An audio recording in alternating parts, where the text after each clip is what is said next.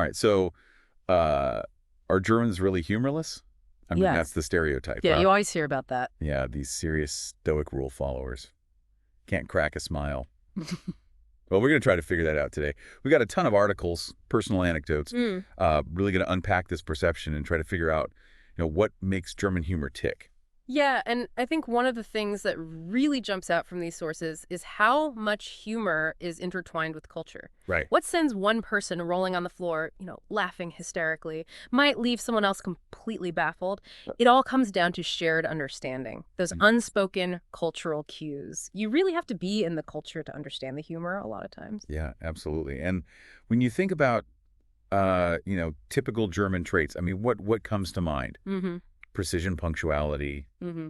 that love of logic and directness. I mean, those aren't exactly like the first things you'd think of when you think of comedy, right? Right, and yet those values actually form the bedrock of a lot of German humor. Yeah, one article quoted a comedian who described it as humor for the thinking person. It's a style that thrives on dry wit, sarcasm, and often takes a very literal approach. So not so much like this slapstick over the top kind of humor you might see elsewhere. Exactly. Instead of aiming for like this big boisterous punchline, German humor often revels in like a clever twist of phrase, a subtle pun or just like a sharp observation about everyday life. Oh, interesting. Yeah, one of the sources even had this hilarious example. So a German walks into a library and asks for books about paranoia. Okay. And the librarian whispers, "They're right behind you." Oh my gosh. So it kind of plays on that stereotype of Germans being a little intense, but it also showcases that dry wit. Yeah, I totally get it. It's definitely a different style. But yeah, I can see the humor in it. It's like they're challenging you to pay attention. Think a little harder to actually get the joke. Absolutely. And that actually leads us to another fascinating aspect that kept popping up in our research. The German language itself. So we all know about those famously long compound words, right? Oh, yeah. But there are other more subtle linguistic features that really impact German humor. Like what? Well, think about irony and understatement. Mm-hmm. German lends itself beautifully to those subtle forms of humor. Huh. One source even highlighted how certain dialects add like another layer of complexity, with unique expressions and wordplay that are almost impossible to translate. I mean, that makes sense. It's not just about the words themselves, but also the cultural context and the way they're used to create humor. Exactly. You mentioned wordplay being key. There's this classic German joke I stumbled upon that really showcases this. Okay. It goes, Warum können Geister so schlecht lügen? Weil man durch sie hindurchsehen kann. Ah, classic. For those not fluent in German, that translates to, why are ghosts such bad liars? Because you can see right through them. Yeah. So it's simple, straightforward, and hinges on that double meaning of seeing through someone. I actually chuckled at that one. Right. It's not a knee slapper, but there's a certain cleverness to it. Yeah. Yeah. So all begs it. But, this all begs the question. If German humor is so nuanced and language dependent, is it even possible for outsiders to, truly get it? That's a question a lot of our sources were grappling with. Yeah. And the answer seems to be both yes and no. It's true that some jokes might get lost in translation, especially those relying on specific cultural references or intricate wordplay. But there's also like a broader sense of German humor that transcends language, a sense of playfulness, a love of satire, a willingness to laugh at the absurdities of life. You don't have to speak German to appreciate those things. Yeah, and let's not forget those iconic German festivals like Oktoberfest, Carnival. Yeah. I mean, you can't call those events humorless. Absolutely. Those festivals showcase a completely different side of German humor, a side that's boisterous, celebratory, and full of lighthearted fun. I mean, we've got pictures here from our sources, people in elaborate costumes, singing, dancing, just generally letting loose. It's almost like they're given permission to let go of all that seriousness and just enjoy the moment. Mm-hmm. And let's be honest, a few pints of beer probably help loosen things up too. Oh, absolutely. One source even described beer as a social lubricant for German humor. Oh, wow. They said that it creates a shared sense of camaraderie, lowers inhibitions, allowing people to connect and laugh together in a way that might not be as common in everyday life. Right. So maybe it's not that Germans don't have a sense of humor, but rather that it manifests in different ways, depending on the context. I see what you're saying. Like we see that serious stoic side in professional settings Right. or formal interactions, but then we get these glimpses of this playful celebratory side in social gatherings or during festivals. Yeah, absolutely. And it's important to remember that humor, like any aspect of culture, is constantly evolving. Oh, for sure. We read about these younger German comedians who are embracing new influences, experimenting with edgier styles, even finding global audiences through platforms like YouTube. It's really fascinating to see how technology and globalization are blurring those cultural lines and creating new avenues for humor to be shared and appreciated across borders. I'm curious, though, if this new wave of German comedy is emerging. Does that mean the traditional styles are fading away? That's a great question, and honestly, it's something our sources debated. Okay. Some argued that traditional German humor, with its emphasis on wordplay and subtle irony, is losing its appeal among younger generations. Interesting.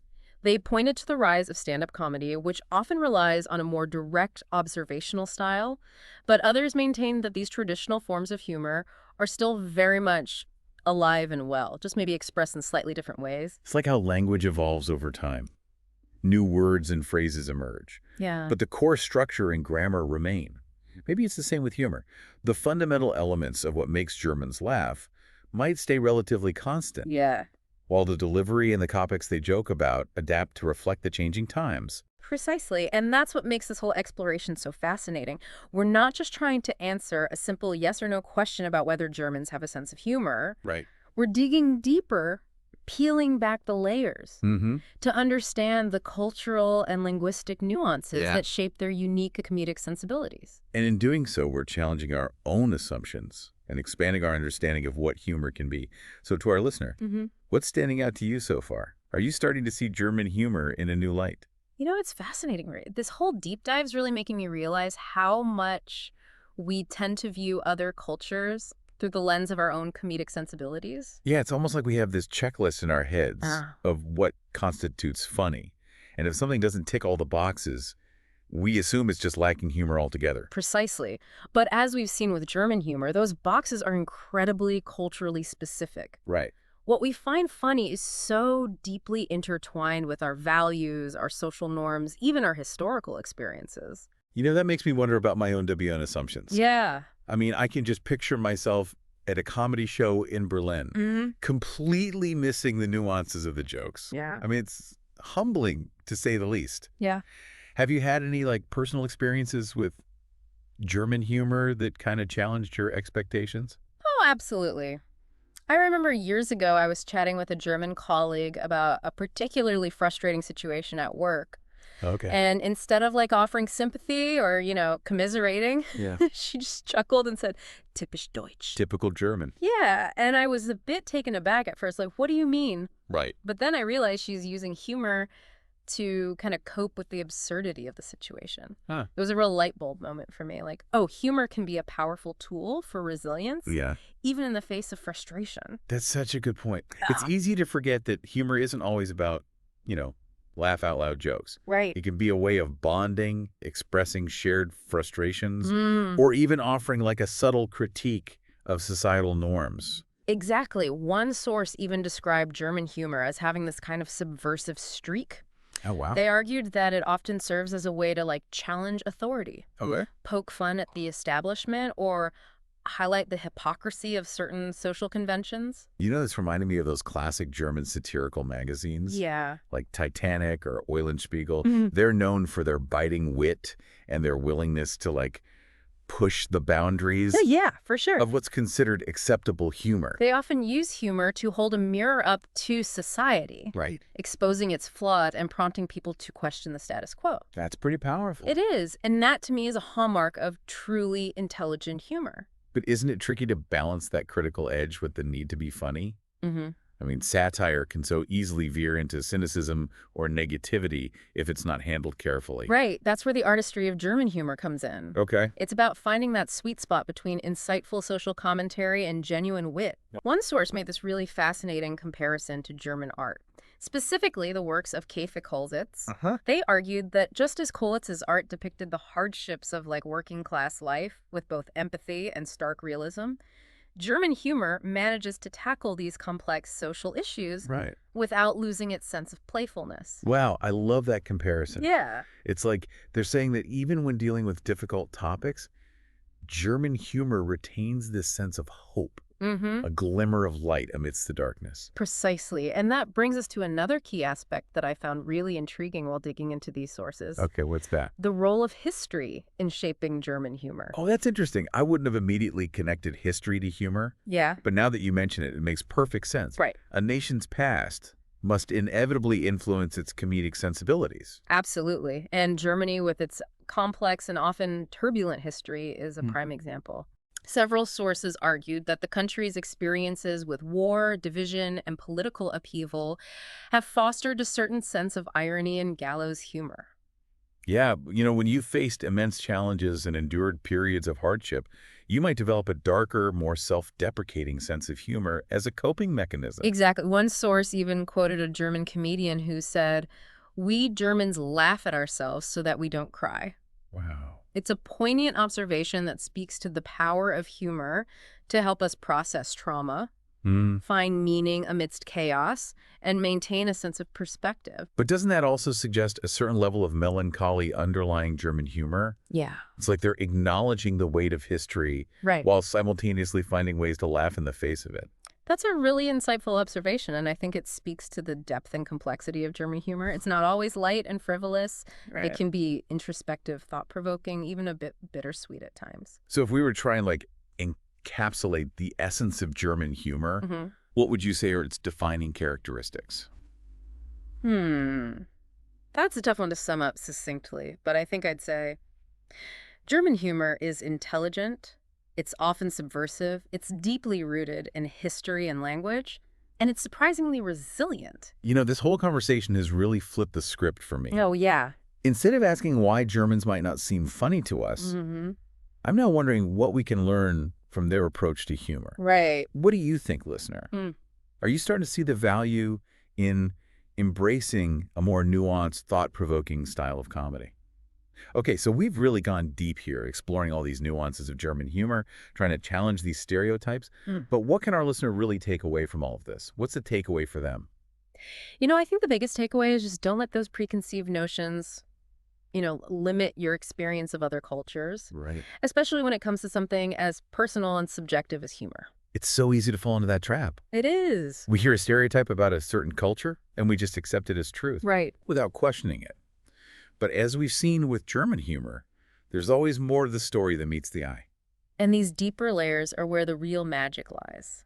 Yeah. Think about it. If we can learn to appreciate humor from cultures that are very different from our own, imagine how much richer our lives would be. That's a great point. It's like expanding your palate beyond your usual comfort food. Oh, I like that analogy. Right. You might not love every exotic dish you try, Yeah. but you're opening yourself up to new flavors, new textures, new ways of experiencing the world. Exactly. And just like with food, appreciating humor from other cultures often requires a bit of effort, Sure. a willingness to step outside our comfort zone, and most importantly, an open mind. Yeah. I think there's also a valuable lesson here about the power of curiosity. Oh, Instead of just dismissing something because it doesn't immediately make us laugh, Hmm. what if we leaned in and tried to understand the context, yeah. the cultural references, the linguistic nuances that might be at play? One source even described it as like humorous archaeology. Oh, wow. You're digging beneath the surface to uncover the hidden gems of another culture's comedic sensibilities. I love that. And who knows? You might just discover a new favorite joke, Right. a new comedic hero, a whole new way of looking at the world through the lens of humor. I like it. So the next time you encounter a joke or a comedic style that doesn't immediately resonate with you, Yeah. don't just write it off. Take a moment to consider the source, the cultural context, Yeah. the intentions behind the humor. You might just be surprised by what you discover. And in doing so, you'll be expanding your own sense of humor, broadening your understanding of the world, maybe even building bridges across cultures. Well said. Now, before we wrap up, Yeah. did any of our sources offer advice on how to actually get better at understanding German humor? Any tips for our listener who might be feeling inspired to dive in? A few of them did. Good. One comedian recommended watching German films and TV shows with subtitles. They argued that exposure to the language, even with the aid of translation, can help attune your ear to the rhythms and nuances of German humor. That makes sense. Oh. It's like immersing yourself in the culture, Right. even if it's just through the screen. Another source suggested seeking out German stand-up comedians on YouTube. Okay. They pointed out that many younger comedians are creating content that's specifically geared towards international audiences, Wow. blending traditional German humor with more universal themes and styles. So there are actually resources out there Here are. to help bridge that comedic gap. Yeah, it's a testament to the power of humor to connect us across cultures. Right. And it speaks to the fact that even though humor can be deeply personal and culturally specific, there are also universal elements that transcend language and geography. All right, so we've debunked the myth of the humorless German, We have. explored the cultural and linguistic nuances that shape their comedic sensibilities, Yes. and even offered some tips for our listener to further their own exploration. What a journey. It has been a delight, and I have to say I've gained a whole new appreciation for German humor. Me too. I might even try out a few of those jokes at my next family gathering. Oh, fun. Who knows, maybe I'll convert a few skeptics. Well, that would be the ultimate sign of a successful deep dive. It would. But before we sign off, I want to leave our listener with one final thought. We've talked a lot about understanding other cultures' humor, Yeah. but what about our own? Ooh, I like that. Turning the mirror inward. Yeah, what if we're willing to put in the efforts to understand the humor of other cultures? Shouldn't we also take the time to really examine our own comedic sensibilities? It's such a valuable exercise Yeah. to ask ourselves. What truly makes me laugh? What kind of humor do I gravitate towards? And most importantly, what does that reveal about me? About my values, my worldview, my experiences? It's like a mini deep dive into the self, using humor as the lens. And you might be surprised by what you discover. Maybe you'll realize that your sense of humor is more diverse than you thought. Or maybe you'll identify certain biases or blind spots that you weren't even aware of. Yeah, it's all about self-awareness and growth, ultimately. Is. And who knows, maybe this journey of exploring humor, Yeah. both our own and that of others, Mm-hmm. will lead us to an even greater appreciation for the power of laughter to connect us all. Beautifully put. And on that note, I think it's time for us to sign off. Yeah. It's been a true pleasure diving deep with you and our listener today. Until next time, keep laughing, keep exploring, and keep an open mind to the diverse and wonderful ways that humor enriches our lives.